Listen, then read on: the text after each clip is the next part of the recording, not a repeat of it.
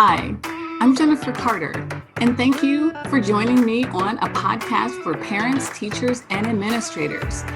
Today's conversation should be a good one, and I'm sure it's something on your mind. So let's get to it. All right, so thank you so much for joining me today on a podcast for parents, teachers, and administrators. So Joanne, why don't you tell us what your interest is as a parent, teacher, or an administrator? Oh, so first of all, thank you so much for having me on the podcast. It's been so great kind of listening to the other folks on all the other shows as well. So I'm like, I get to ask some questions of Mrs.C as well, which is great. I think for me, so I'm kind of really coming to you as a parent, and obviously, like, we're living through COVID and wildfires and an election and like just so many things at the moment. And I think for me, it's about, my questions are around balance. Like, how do you balance everything, in your case as a business owner, in my case, as someone who kind of is in leadership in media, and being a good parent, and also kind of like ducking a little bit into that teaching space. I'm like, I am not a teacher, but by any means. I am teaching. Yeah, but I am teaching, which is something that I wasn't necessarily expecting to do in this kind of way. So yeah, I read your article on Kira Cubby, kind of about effective leadership and being an effective executive, and definitely kind of taking some notes from that. But I was like, let me ask Mrs.C about that. Yeah, how do you balance parenting, a little bit of teaching, while also being an effective business owner and human being? Well, it's so interesting. I don't know if I'm the best role model sometimes. I tell my son all the time that I'm a terrible role model for him because I work probably much more than most people, but I'm also really, really regimented. So I wake up at the same time. I do the same routine. I go through my schedule of things to do so that intuitively I know when it's time to do the things that need to get done. And I've kind of evolved. When my kids were in school, I was actually an assistant principal, but I was also running the curriculum and coaching teachers. I mean, I had 2 job titles, but when I left that job, they replaced me with 3 people. So that tells you how much work I had. Right. But one thing, even with all of those jobs, is I was really clear about my boundaries. I said, I will take these jobs on if you give me some flexibility in my time and understand that the end of the workday is a hard stop for me. It's not fluid, it's not negotiable. We have to identify times when I have to stay late or weekends when I have to work early on, because my kids were nationally ranked basketball players and coaches were talking to them. They were in practice and things like that. And I wanted to be there. And I also wanted to just see them grow up. Mm-hmm. So I think, like having those conversations with yourself, real conversations. And moms have a terrible time doing this because I think we concede a lot and we do stuff we don't really want to. And then the worst sentence out of a woman's mouth is, it's fine. I say that all the time. I say at work, I say at home. I probably like mutter it outside to myself. Oh no, like, it's fine. And usually when you say it's fine, like, it's very far from fine. Like, it's never fine. It's the very opposite of fine. And it's that woman languaging. As soon as I hear someone on my staff or even a friend say, oh no, it's fine, then I know I got to slow myself down and listen, because it's really not fine. So you have to have a conversation where when you say, do I have enough time? And you're like, no, I guess it's fine. I can figure it. No, listen to yourself, because that is your indicator that it is not fine. And it's time to look for a different solution that really will make it better, that will make it fine. So how do you navigate all? Oh, sorry. Go ahead. No, I was going to say, so how do you kind of navigate all of that as a boss, though? because I think the issue that I have is trying to set all kinds of boundaries. It's setting boundaries with myself, making sure I'm getting enough sleep, that I'm eating properly, that I'm making time to exercise. It's setting boundaries with work to say, I am only available from this time till this time because I do have to, I have to put my teacher hat on for part of the day. But then also kind of setting boundaries with my family as well of, no, I'm not making breakfast for you. No, I'm not tidying your room for you. No, insert whatever the other things are.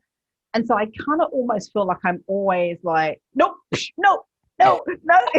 Responsibilities. No. Yeah.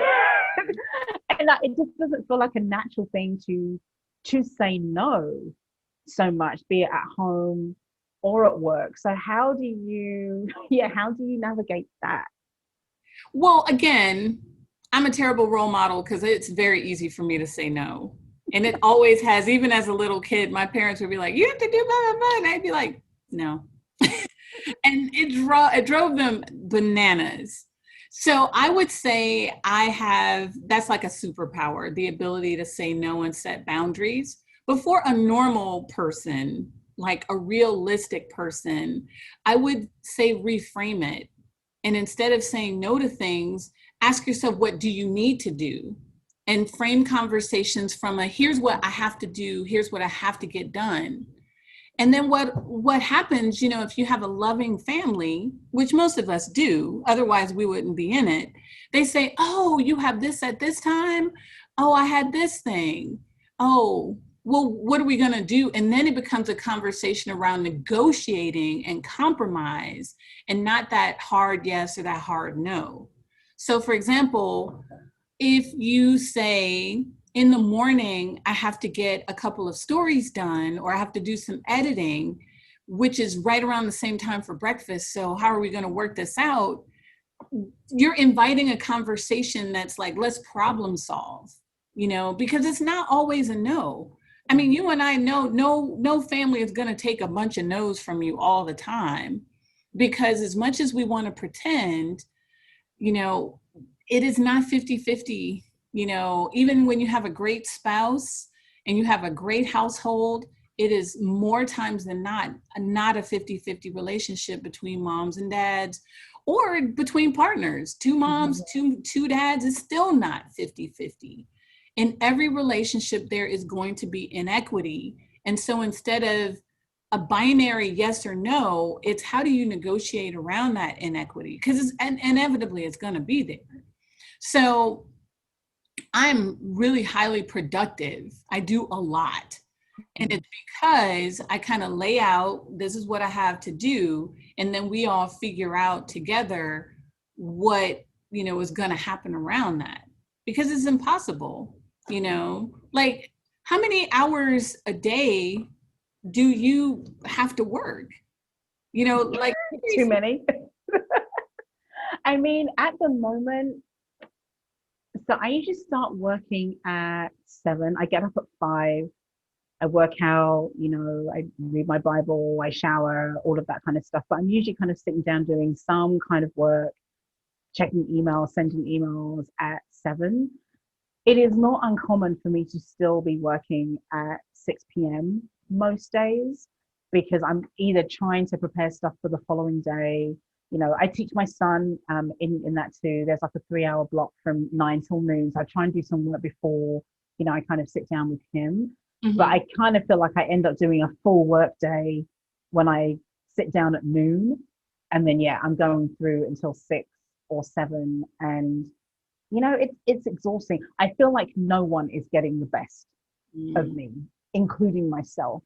And so, I actually did something that you suggested in your article this week, was essentially kind of like a time log to figure out, I always feel like I'm pretty good with managing my time, but in these days of Rona, it feels like it's out of control, and that I'm always looking at a screen, or I'm always on my phone sending an email or doing something. And like on Monday and Tuesday, I just kind of literally made up, every time I did something, it's like, okay, how long am I spending on my phone?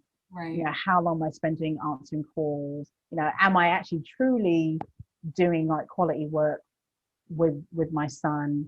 And when I kind of looked, what really kind of falls off the edge, actually, it's time with my family. That's not either around what are we having for lunch, what are we having for dinner. And my husband's great, like he does a lot of that, but we're not actually just spending time together because we're all trying to, snatch that time. So I'm part of my job this weekend is to sit down and really kind of look at how I'm spending my time and figure out, okay, like you mentioned it earlier on, where do I need to draw some of those boundaries, especially with work, Right. so that I can actually be a proper participant.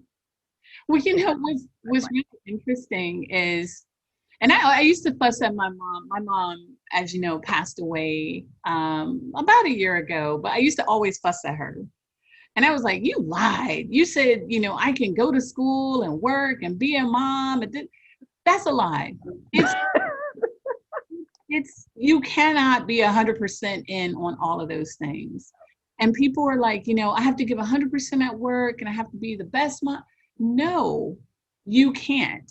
Math says 100% is all there is. That is all of it.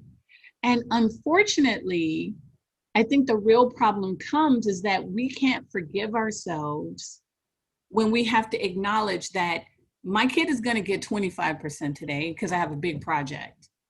And you can't beat yourself up about that. Or I have to give 100%, like I really have to focus in because my child is in crisis. And everything else is just going to get whatever is left over.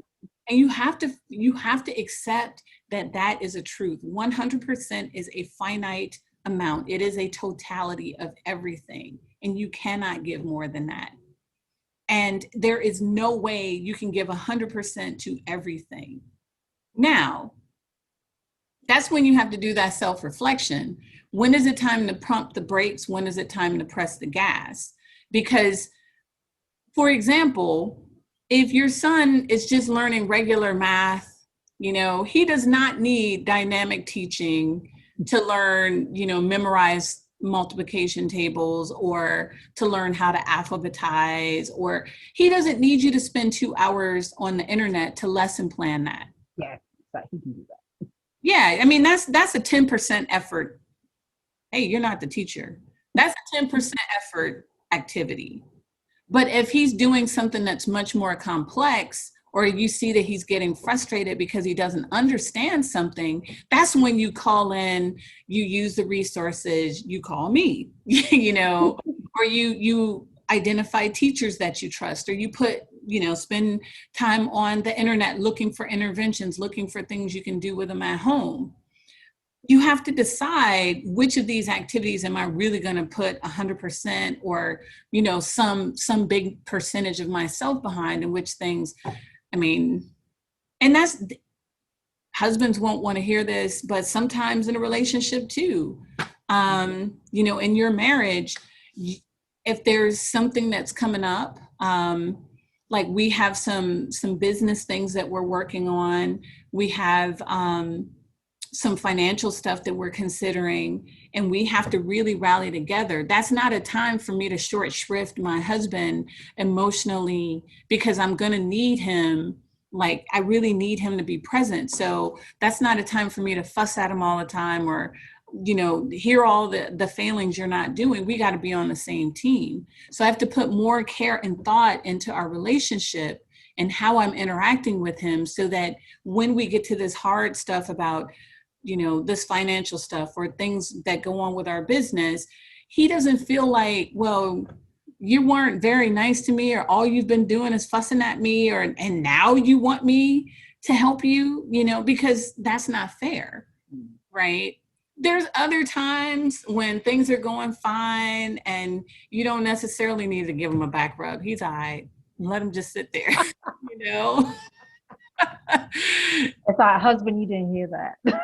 Real talk. That is the truth, right? We're nurturing everybody, and not everyone needs to be nurtured the same amount. And again, being honest with yourself. Because I don't think, I think if I had a group of women here and said, how many of you guys neglect your husband? I don't know if anyone would want to admit that. Not publicly. But we do, Yeah. right? And then if I ask the reverse question, how many of us really spend time trying to make sure we have a good relationship with our husband? You know, because it's, again, that's that busyness stuff. And especially when you're in any type of leadership role, if you are a person who goes to work and you put in your 8 hours and you don't have to engage your thinking and your physical and all the other things, maybe, but I don't even know what job that is. Like, do people still make widgets? I don't. Nope. Like, US manufacturing is not what it was. So no, I don't think there's much by way of widget making, but it's interesting that you raise that thing about, busyness in business, as you kind of put in your article. Like, I know I have definitely been guilty of, especially as a leader, you're kind of like, okay, like I want to nurture, I want to kind of make sure everything is okay. And you kind of get into the weeds of, is my staff okay? Is the product that's going out that's good? It's that very kind of granular, all right, I'm just like really kind of laser focused on this thing. Whereas really as a leader, you need to remove yourself from that busyness to be able to do the business and kind of have that more 30,000 foot view of, okay, I need to plan, I need to strategize, I need to do all these other things. But again, I think sometimes as a female leader, as you mentioned in your piece, we kind of lean on the nurturing and not so much on the strategic and well, yes, this is the business. I'm hiring, sorry, I'm flying from the place. It's like, I'm hiring you to do this, but I really need to be over here without literally my hands in the thing, so that we can all kind of prosper and grow. And I think sometimes, like, as you're talking now, maybe that's a bit, we could apply some of that to family life too sometimes. We get so caught up in the busyness, which is, let me do the laundry, let me fluff the cushions, let me sweep the floor, let me do this. And it's kind of like,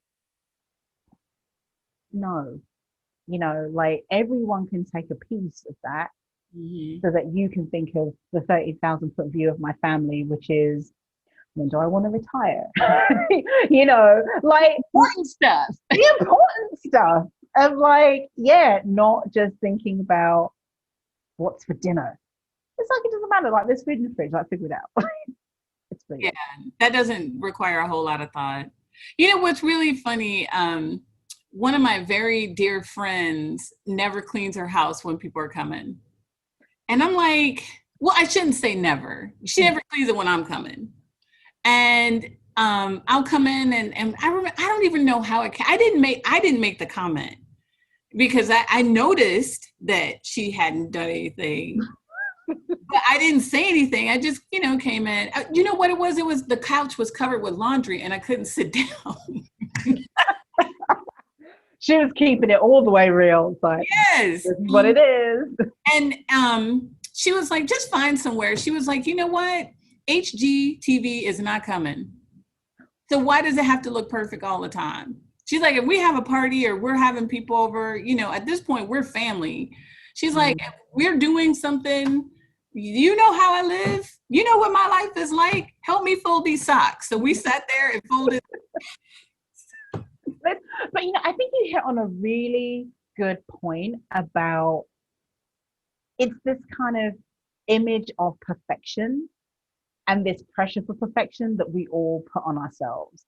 It's like, my house always has to be really clean. The laundry always has to be done. Everything just always has to be spotless. And it's just like, I'm in a, well, this, I'm in an entrepreneurship training program at the moment. And I did one of the sessions on, it's like on time management.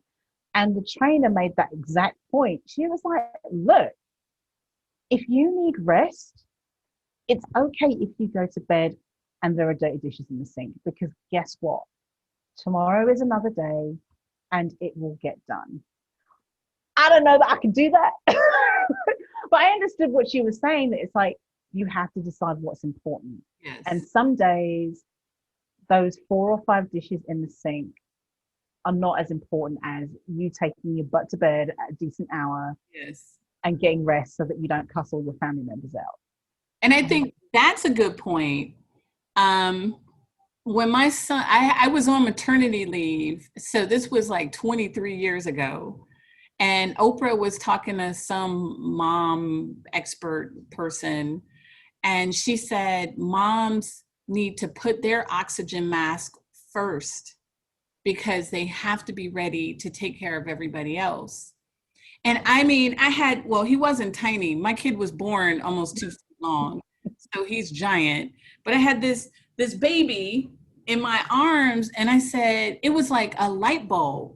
I was like, I have to do everything I can to take care of me so I can take care and be my best self for him. Because as we just talked about, I can't give him 100% all the time, but I can give him the best I have to offer every time I'm with him. Even if it's not 100, it's going to be a quality 10% or a quality 50% or a quality 90%. But I can't do that if I'm exhausted, if I feel fat, if I feel unattractive. Take the time to work on those things because they are important. And we have those emotions. We always want to pretend like we don't have emotions like dissatisfaction or self-doubt, but we have those emotions, and we can be more proactive to make sure that we do the things we need to do so that we don't feel sluggish. Last week was grueling for me. I had like 14-hour days, and I was really missing my mom, and I was really feeling that grief. And to be honest, I think hormones may have played into it also. So it was like this triple layer cake of crap.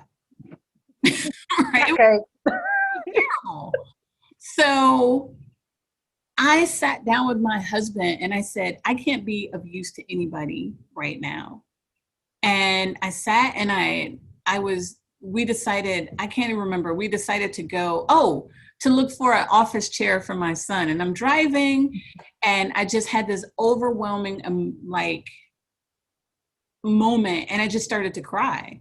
And I pulled the car over, and my husband and my son, they're boys. They're like, I don't know what to do. There's water coming out of her eyes. What do I do? Yes. And I was like, I need for you guys to understand. I just feel bad right now. And I don't want to drive. I'll just sit in the back. And my husband's like, what can we do? We want to make it better. I was like, in this moment, you can't, but it'll get better, And so I let myself feel that. And then I was able to move on, And it's not suppress it, because again, that is not you making it so that you can be your best. If I had just tried to pretend, I would have been, you have had those moments where you feel some type of way and you're with your family and you're like, I'm just going to push through. It's fine. It's fine. It's fine. Yeah. Right. And red flag. Not fine. Then the rest of the day, you're snapping at folks. Your dinner tastes bad. You're in a bad mood. You go to bed upset, and you're like, I hate my family. And you pick a fight. Who knows? As opposed to, again, putting on even your emotional mask, feeling how you feel so you can get through it and move on. So you got to take care of yourself, even if it's, and I make this point about emotions because I think emotions and exercise are the two things that women push off to the side and they don't pay attention to. They just say, oh, it'll be fine. Oh, I'll be okay. Da, da, da. No. If you really want to be an effective mom and an effective person at work, you have to let yourself feel how you feel and go for a walk so that you can be right. Yeah. And that, and that's so true. I definitely, it is something that I have struggled with, and struggled with it more with COVID, because it's just been, I think we all just kind of went into survival mode of, okay, we've got to make sure that we have food and toilet paper and bleach. Foraging. You know, let's grow vegetables. I'm like, everything died, but whatever. But, you know, but in all of that, I like literally, I think I didn't work out for like 2 months. Not a walk, no weights, no car, like nothing. And I would just feel so bad. And then I'm like, but why do I feel so bad? And then it was just like, can you go outside and breathe some fresh air, please? Can you go and sweat? Can you go and lift something? And like just introducing that. And then more recently, you know, because before I would wake up early, but I'd wake up early and start working. And like to try and get ahead, to try and, you know, kind of catch it. And I was just like, no, if you're going to wake up at 5, wake up at 5, have some water, read some word, go work out. And it's great because no one's awake. The house is quiet. The neighborhood is quiet. And I feel so much better. Like, I feel like I can actually do whatever I need to do with the day because I've actually taken care of myself right at the beginning of the day, you know. And it's, you know, I still have work to do with figuring out like how many hours I'm actually working. But even if I'm working till 7 o'clock, it's like, I mean, it's not okay, but it's okay because I did that hour right up at the top of the day where I'm kind of like, okay, I'm still going to be able to zip my jeans up come December. Right. Great. Or at least you don't feel bad, right? You know, it is, because I personally feel like whatever size you are, I have a whole so I'm not little, you know, at all. You know, I'm a solid 14, 16. And I'm the smallest person in my family, you know, for the most part, on both sides. And so I've never had issues with like, oh, I have to be small. And, you know, these are women who are not petite and they are gorgeous and fly and have men falling at their feet. So I've never had that as an issue. But I know that a lot of women struggle with like their self-image and what they look like, you know, whatever's going to make you feel comfortable. Maybe it is dieting, maybe it is exercising, but finding that space so that you can get into whatever you feel is going to make you feel comfortable. And, you know, some people aren't really concerned about the aesthetics. Maybe you like to knit, maybe you like to paint, maybe you like to create art of some sort, maybe you like to play the flute. Maybe you like to play soccer, like whatever it is, like finding that time that's going to make you feel like your body is doing something productive and that brings you joy. You know, I think that's the headline is, you know, taking care of yourself. It doesn't necessarily have to be physical fitness. And I'm kind of ruminating on this point because I don't want people to understand like you got to go work out. If that's not your my mom, I keep referencing my mom because I think she's on my mind. She never worked out. She's like, nah. Used to come out and I work out a lot. I played rugby. I played sports all through from 6th grade all through college, and then I played rugby in college. My mom never worked out. So I would take her to the gym. I would take her to the Y, and she would go in the silver sneakers and chat with everybody, pretend like she was lifting her arms, but she never worked out. But her thing was chatting with people. She could talk for hours to anybody, you know, and that's what really made her happy.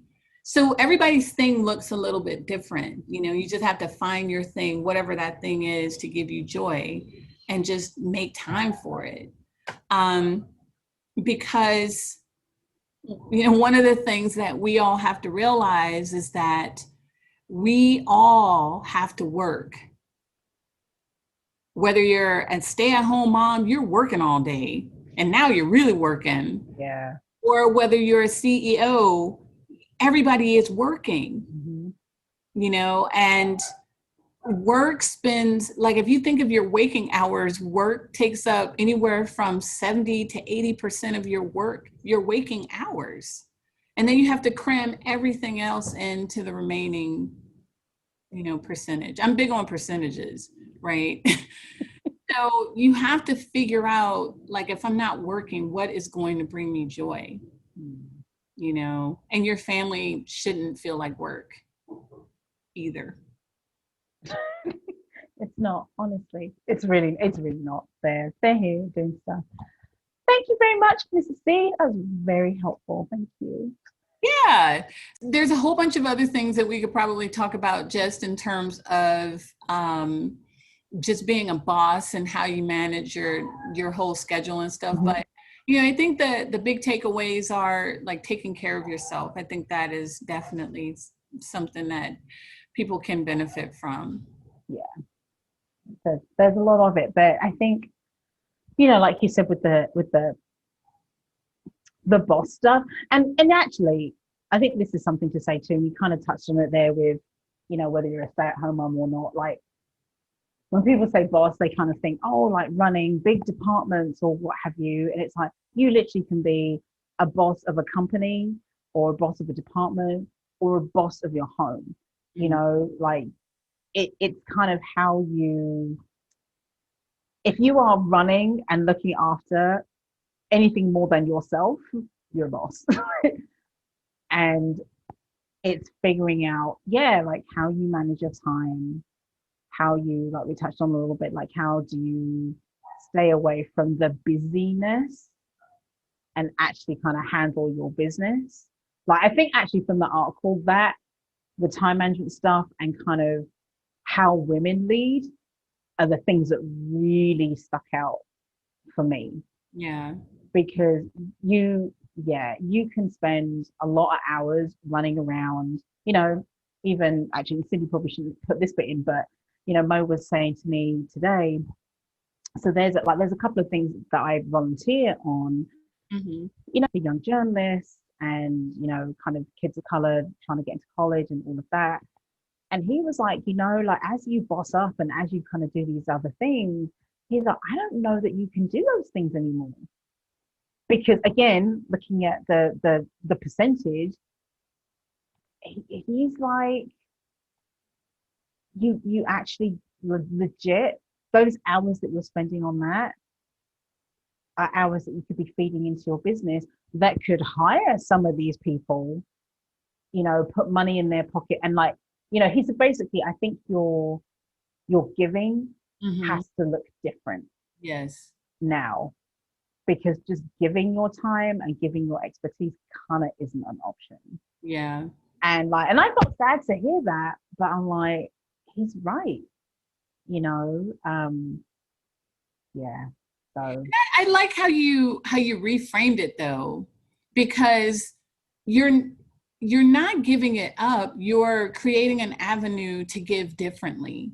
Yeah. It's sort of like, you have to go to school to learn to do some things before you can do them. Yeah. And it's the same thing. Like, if you're going to be someone that creates opportunities, you have to give yourself the opportunity to learn how to do that in order to build the opportunities for people. So that, exactly. And and I think now more than ever, especially like not just in my industry, but in so many industries, it really is that. It's kind of, we can talk about how we give people opportunities, but I'm kind of like, I don't want to talk about it anymore. It's like, let's just do it. And right. So, but I have to give myself the time, take part of my 100% pie to be able to do that. And I think so much of being a boss and a leader is also recognizing when you have to let some things go, or when you have to reframe some things, or just acknowledge, like, I can't do that. Like, well, one of the things that is a little bit further into the article that is easy to kind of forget, because you and I are overachievers, it says do one major thing at a time. Yes. That's so hard. Even me. I mean, it's so hard. I'm like, I can do it. I know I can, and just because you can, it doesn't mean that you should. Exactly. Yeah, and also I think too, it's kind of reading your article, I actually kind of want to go back. I've read a bunch of other Peter Drucker stuff, but I actually want to go back and read that, because he was writing at a very different a very different time. But I think, he, as you pointed out in your piece, like, he was writing it very much through a male lens, like a white male lens, white middle class male lens. Yes. And so, yeah, right. But for most men, and this is not to generalize, like, don't come for me, people, but guys do very well when they only ever do one thing at a time, often. It's like, I'm just going to focus on this, and I'm going to do this, and then I'm going to move on to something else. Whereas I think as women, like, we are champion multitaskers. And so we do it with our families, we do it with ourselves, and we do it with our businesses, or if we're working for an employer, it's like, oh yeah, sure, I can take that on, I can take that on. Mm-hmm. And it's kind of like, I literally was saying this to my husband yesterday. I'm like, I actually don't know what it's like to just work on one thing. I've never, and I was really kind of looking back, even as a kid, I'd be doing multiple sports, multiple. And student council. Yeah. And track. Yes. There was no, I just do my schoolwork and this one other activity. And I'm like, it almost feels like a challenge at this stage in my life of actually, can I just do one thing? Mm. And I'm scared to try. Like, if I'm being really honest, like, I'm scared to try because I'm like, but what if that one thing what if I can't do it well? And it's kind of like, but you're doing a lot of things well. Why would you not be able to just do one thing?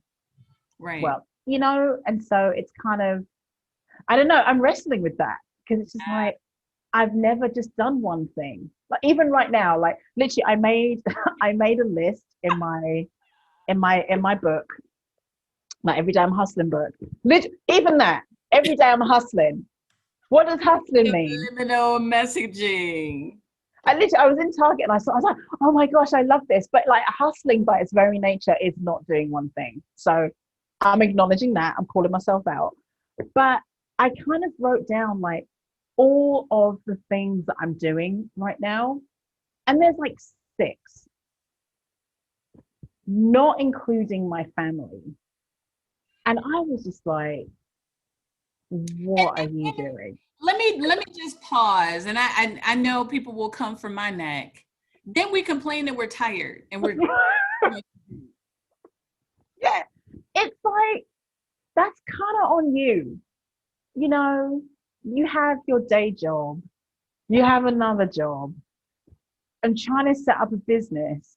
I volunteer consistently on 2 things. I'm on like the board of directors of my church. And I'm like, what are you doing? And then, like, I should have a t-shirt, like, team too much.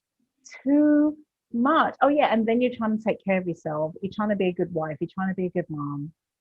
And it's kind of like, the other thing is, then you stack up your kids with stuff to do that you have to take them to. And then you wonder why, like, my hair is getting thin. Horrible. And I don't have any hair. So I can't do that. But what you mentioned is, I think it's something, especially in the context of kind of PTA. So I was having a good conversation with my neighbor, maybe around about April, May time. Mm-hmm. And she has 2 kids. They are 9 and 11. Uh-huh. She's a nurse. Her husband is a coach, like teacher and coach. And like, they are on it with the after school activities, the swimming, the taekwondo, the soccer, the tennis, in addition to schoolwork and all the rest of the things. So anyway, we were standing out on the lawn one day and she was like, my kids are so happy right now. And I'm like, what changed? And she was like, we're not running them ragged. They get to do. Yeah. And she was like, ooh. hang on a sec, sorry, he's trundling by. But yeah, but she was like, we were doing too much with these kids. And then we were wondering why we were tired because, oh yeah, we had to ferry them to everything. But she said, we're all here, we're reading, we're laughing, we're doing silly things. Like, they can just be kids. And, my husband too, you know him. Like, he's someone, he's busy, right? But I remember when our son was young, I was like, yeah, we got to like get him into soccer and into t-ball and swimming. And he just looked at me and he was like, I'm not doing it. And I thought he was just like the worst ever because I love sports. So I was kind of like, yeah, that is it. And he was like, no, because when we do all of that, we can't travel as much. We can't go camping. We can't all the things that we love to do. He's like, we're not gonna be able to do all that. Like we actually went camping with some friends of ours a couple of years ago, and they left the campsite to take their daughter, like drive back to, I think we were like in, I forget where we were, but it was like they drove back to LA so that their daughter could go to soccer practice on a Saturday and then drove back to, and my husband was like, I'm not doing that. Oh no. He's like, I don't want to be I don't want to be confined in that way. And I was like, you know what? That's fair. So our son swims because he loves to swim. It is literally 5 minutes from our house. We go to the park. We got a little t-ball thing, but it's nothing formal. It's just stuff that we do just for the joy of it. And I think it is important for parents, like we need to show our children how to have balance. Yes. And I know I hold my hands up that I was not there at all, but it's like we're hustling, and this is what we're teaching our kids too, that you got to be able to do all of these things. And it's kind of like, no, going to school, that's good. Yeah. Kind of exercising your brain with music or what have you, that's cool, but it doesn't have to be everything. But you're right. I think we've got into this habit of packing our children's calendars. I think sometimes it's to give ourselves some time too, but actually we don't give ourselves time because we gotta facilitate. We can't put them on the bus yet. Yeah, because you're hustling to get there, hustling to get them in the water, hustling to put them in the outfit. Too much hustling. Yeah, just everybody sit down. Everybody sit down. Stop hustling. Here's a diet. Out. Have a seat. You want to put a little something in that Diet Coke? That's fine too. But it's like, but yeah, just stop it. Yes. Just stop it. Because remember, you only have 100%. Yeah. And you can't spend 100%. You can't spend more than 100%. And even if you spend 98%, something's going to get neglected. What is that 2% going to be good for? Like literally nothing. What is that 2% going to be good for? Yeah. So if you're not devoting a good chunk of time to your self-care and your sanity, and that's not to say like my family, like I said, we do a lot. When the kids were, even now, we do a lot.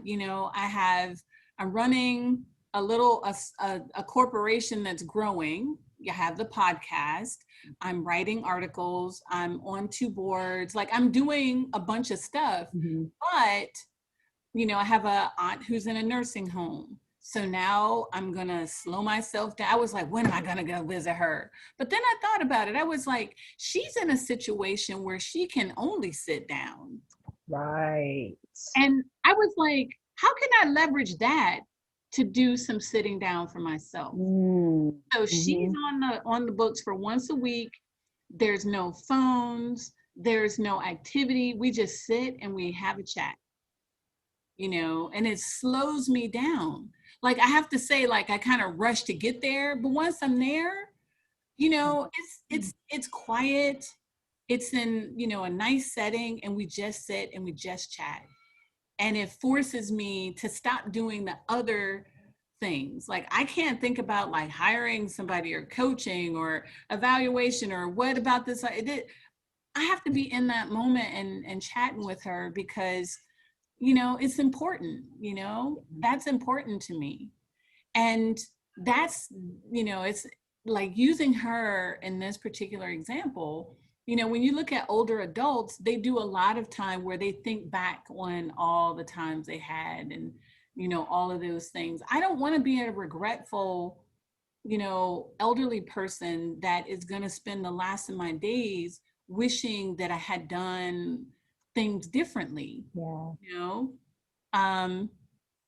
my aunt, the reason she doesn't have children, and she's never been married. So, you know, you would think, wow, like, you know, many people could find themselves in a nursing home and be all alone. Yeah. But she always came to visit. She always spent time with me and my cousins. So I have a few cousins who live locally. We go see her. Yeah. We spend time with her because she was busy, but she devoted so much time into building relationships with us that there's no way we're not going to go and spend time with her. She made the investment. Yeah. She kind of put something in. So, you know, if you think about it, like, what are we doing to build relationships with each other so that we're important to each other, Mm-hmm. you know, because you're given the message that these other things are important. I'm not the main attraction. Sports are, school is, whatever. No, your family is important. The dynamics that you have together are important because, you know, that just like now, there's no soccer, but everybody home with their mom and dad and kids. Right? It's like, get to know each other. And really starting to identify some of the fissures in those relationships, you know? And hopefully people can use this time to reevaluate, like, wow, if we have this dynamic where we don't want to, like, there's a limit. We've been in the house together for 7 months straight. So yes, it's time for us to, but, you know, it shouldn't be a chore. It shouldn't induce depression and sadness. You know, how can we build relationships so that we love being around? I'm stuck at home with my Ian and my husband, and I complain about it, but I love being around them because we spend so much time together. You know, we spend all these times building this relationship. And you know, the thing that I want to emphasize is that it's possible. You know, even at this stage, even if you think you have a rotten relationship with your kids, because I see a lot of parents really struggle and, you know, well, my kid doesn't like, and we don't get along and we fight all the time. Focus in, it's just like in the article, what's their strength? You know, focus in on what do you like to do? Let's do it together. Even if I don't like to do it. I hated Pokemon, but guess who worked in 5 Pokemon movies? We are in Pokemon and Beyblade phase right now. So I've had to learn how to rip Beyblade and how to play Pokemon.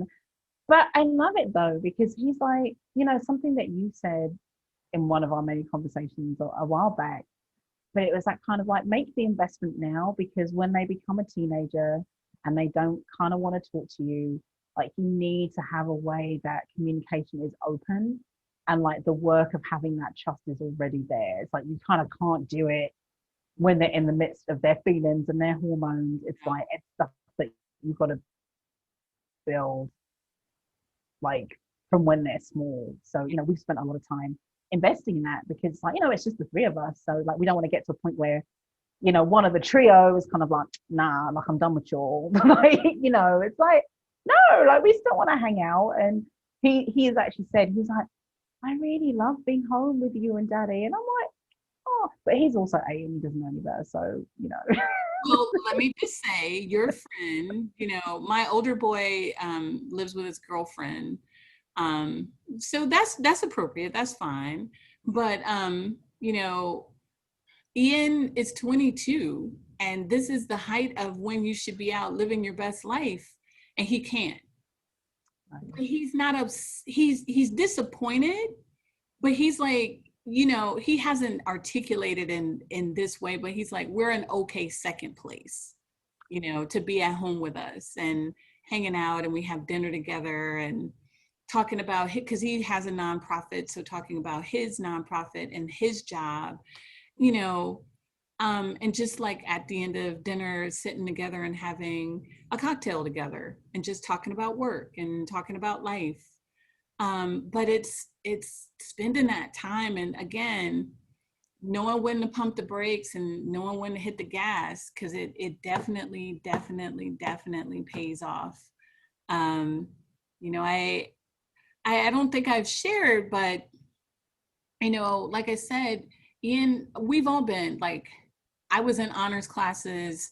I went to, you know, to college. I did well. I was always like in everything, got awards. Ian, same way. He went to Dartmouth. He played basketball. You know, so we are those people that are kind of on that track for a life that's so busy that you can't see anything else. And if I feel like if we can figure out to make the time for each other in the midst of all the things that we are doing, it's possible for anybody. You know, I really think it's just got to be a priority for everyone's sanity, for your kids, for moms, for dads, for everybody in the house, to make that time to build those relationships. So, Yay! I want to say that we've actually been talking for longer than it's been recording. Because that's what we do. That's what we do. But thank you so much for sitting and having this conversation with me. No, thank you. Thank you for the invitation. I've enjoyed it. Excellent. So there will be a couple of little notes. There'll be a link to the article that we referenced and maybe a couple of other resources. And if you want to have a link to your bio, and so people can see why you're so busy. Yep. Cool. Thanks. All right. So that's our conversation for today. I hope you found some information that was interesting or a perspective that you hadn't thought of. If you like what you heard, or even if you have some feedback, put a comment in our comment section.